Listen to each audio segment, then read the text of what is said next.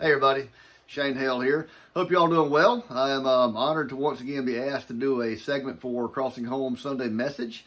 And if you remember me from past segments, great. If not, name is Shane Hale from Mobile, Alabama. I played college baseball, South Alabama.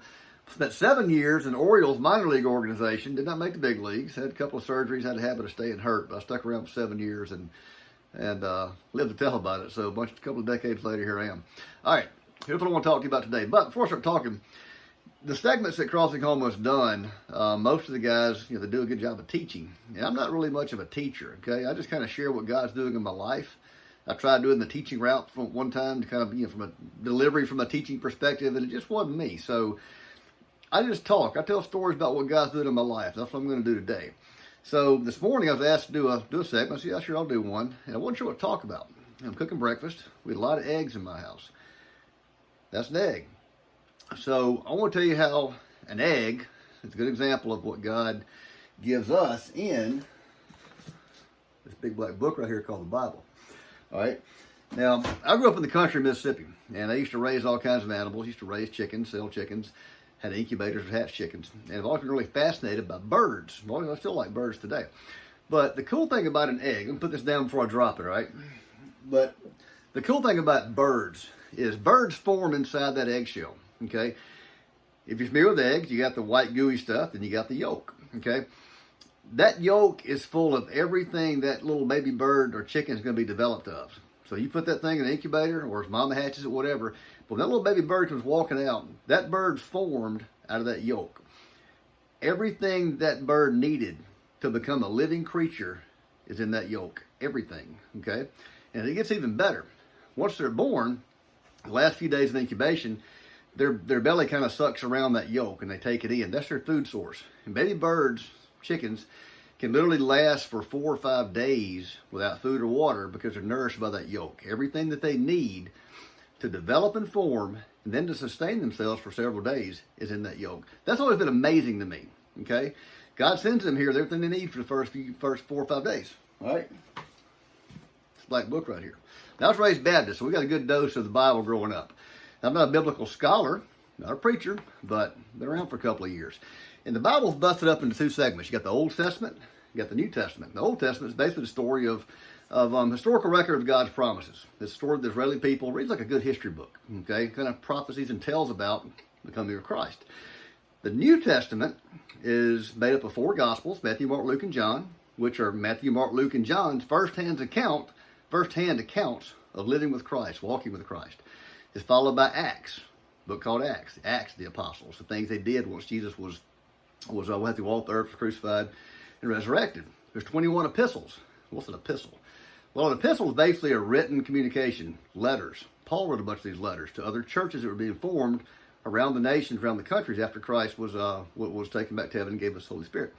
So then it's followed up by Revelation. But the Bible's full of stories and promises and directions and deliverance. You can go on any book you want to go buy on self-help, any topic you want to find.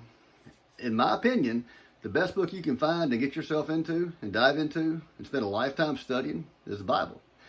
That chicken on one hand can show up with a yolk. Everything that chicken needs to form, develop, become a living creature, and be nourished for several days is in that yolk. As a Christian, everything you need to know, learn, become, understand is in that Bible.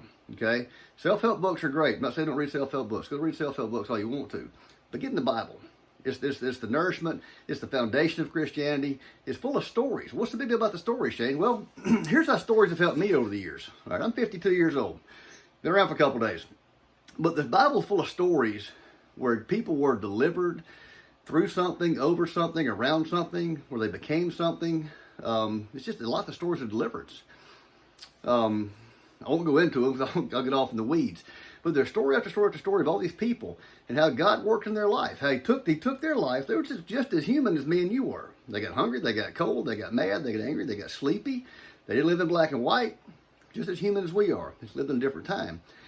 And there's story after story after story of how God took somebody in a bad situation and put them in a good situation, or delivered them through something, or from something, or through something. How He worked in their life, how He made them a new creature, a new being. And those are what the stories I see. That's how they help me. Because I see myself in those stories. And if you look, you'll find yourself in those stories. Stories of how God works. It's full of promises, how God won't leave us. God will always be there for us. God will never forsake us. God always calls out to us. God's promises are universal. They last forever. They don't expire. Okay? There's lots of direction in there. Things you should do or not do. It's just a great, great tool of the Christian for everything you need. And if you want to measure your life, okay? If you want to measure your life, how you're doing, I didn't write them down, but there's 9 things called the fruit of the Spirit. I can't recall the verse. Like I said, I'm not a biblical scholar. Peace, love, joy, happiness, kindness, self-control. Those things. If you want to measure how you're doing in life, you can look at your bank account. You can look at, how much money you got here, how much land you got, how big your car is, what your zip code is, how much you weigh or don't weigh, all those things. Look at the fruit of the Spirit. Fruit of the Spirit is what God does in your life. It is God's work in your life. It's God working through your life. It's how He changes you as a human being. Love, compassion, self-control, peace. The things He gives us. So, I'm going to stop before I start rambling on. But the analogy between everything's found in an egg and how it grows us, sustains us, and nourishes this baby bird. Okay? Everything it needs right there. Same thing with the Bible. Not sure where to start? Start in the book of John. Read the book of John, okay? Starting the gospel. Pick it up, read it. You'll never know the whole thing. The more you read, the more alive it becomes. And that's my thought for the day. If you get in the Bible, get with a group of guys, get with a group of girls, teammates, whatever. Just study it, read it. You can spend a lifetime doing that. You'll have a good week. Hope everybody is doing well and made a little sense for you. Talk to you soon.